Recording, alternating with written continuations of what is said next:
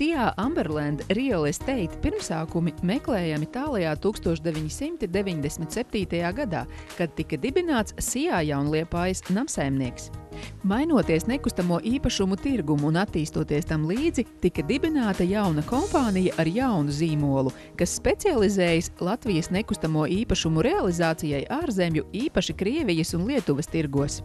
Uzņēmuma pamatdarbība ir dzīvokļu, māju, zemju un ražošanas telpu pārdošana, liekot īpašu uzsvaru uz piejūras īpašumu un strādājošu uzņēmumu tirdzniecību. Daudzu darba gadu laikā ir iegūti nopietni un stabili sadarbības partneri Latvijā un ārvalstīs, ar kuriem notiek intensīvs darbs arī šodien.